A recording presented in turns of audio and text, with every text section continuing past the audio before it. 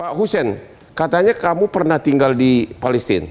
Nggak lama, hanya 12 tahun. Jadi bagaimana cara penyaluran bantuan? Apa Anda juga mendengar adanya indikasi narkoba dicampur kepada bantuan sosial? Ya. Ke tepung.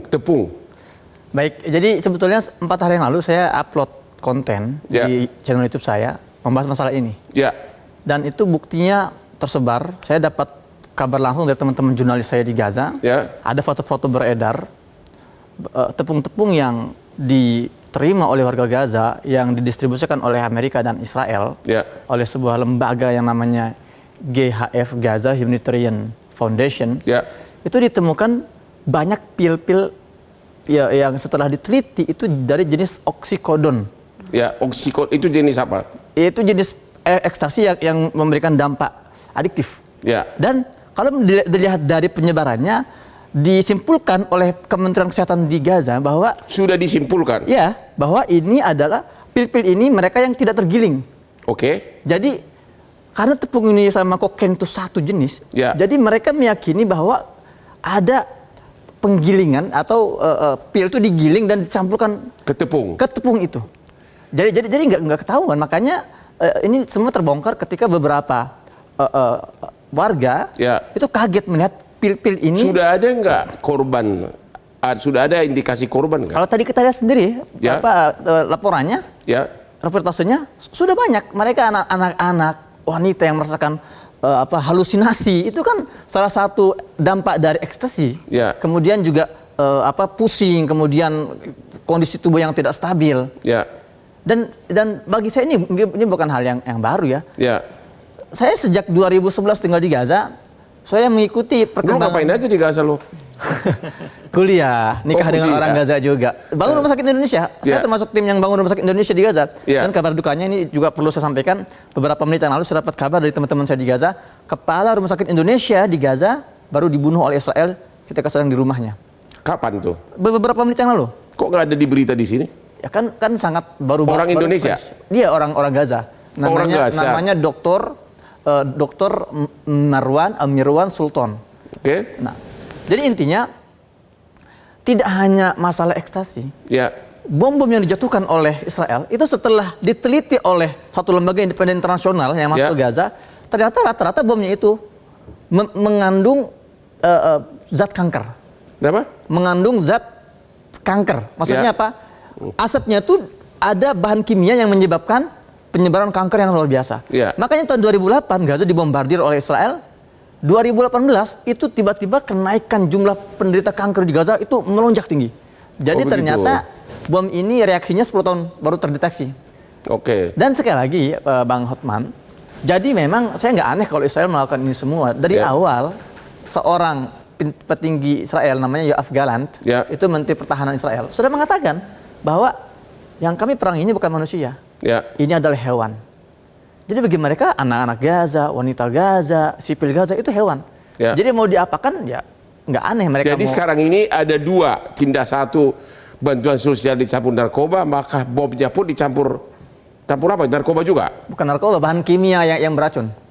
Bahan kimia yang beracun yang menyebabkan kanker. Kita masih ada waktu nggak? Oke, Ibu Monica, ini tindak pidana internasional atau apa ini? Jenis tindak pidana apa ini?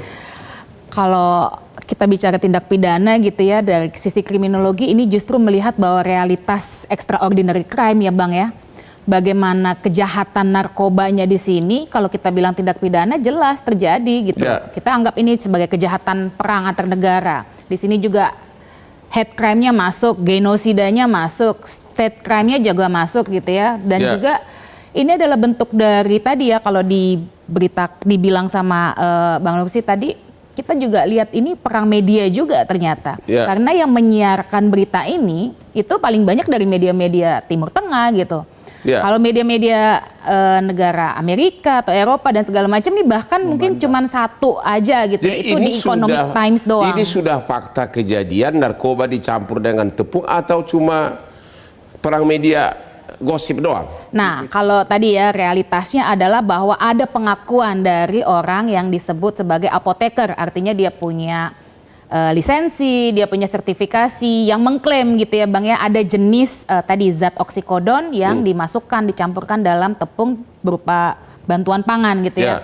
Dan ini juga didukung oleh media-media di Palestina sana gitu ya. Kalaupun kita anggap ini adalah suatu fakta, tapi kenyataannya adalah bahwa apakah tujuannya memang hanya sebatas memberitakan soal itu aja gitu ya. Ini kok kayaknya agak mencurigakan gitu ya, suspicious ketika memang penggunaan narkotika ini sebagai senjata perang modern ini udah lama digunakan gitu. Kenapa baru sekarang? Ini gitu? Kejadian ini baru diberitakan belakangan ini atau bagaimana? Baru ketahuan belakangan ini atau gimana? Kalau sebelum-sebelumnya media-media luar negeri belum ada memberitakan soal ini gitu. Baru belakangan ini ketika ada Gaza Humanitarian Foundation tadi gitu ya, yang baru beroperasi sekitar Mei lalu ya, di sana gitu kan, lalu tiba-tiba ditemukan gitu ya adanya pil atau campuran oksikodon tadi ya di dalam bantuan pangan itu sampai saat ini masih dugaan gitu, kita belum lihat kepastiannya seperti apa. Tapi katanya sudah ada video tadi. Iya, sudah tersebar. Dan itu pengakuan dirilis langsung oleh Kementerian Kesehatan Palestina. Mereka juga kan nggak sembarangan ketika merilis. Mereka melihat ini pilnya apa, mereka uji laboratorium, dan ternyata memang makanya sampai ada nama oksikodon itu artinya ini kan sudah terdeteksi. Ini oksikodon. Sudah resmi diumumkan oleh siapa? Kementerian Kesehatan Palestina di Gaza. Sudah resmi. Kapan itu? 4 hari yang lalu. 4 hari lalu. Makanya ketika saya dapat kabar dari teman-teman saya baca rilis resminya, langsung saya konten, buat konten. Oh, jadi udah resmi oleh pemerintah Gaza Palestina ya? Dan kita nggak bisa mengharapkan media Barat karena media Barat nggak masuk Gaza, nggak bisa. Pasti akan menyembunyikan juga. Ya, kalaupun ada pasti akan bermain di situ. Oke, kita akan diskusi lagi bahan ini sesudah yang berikut ini.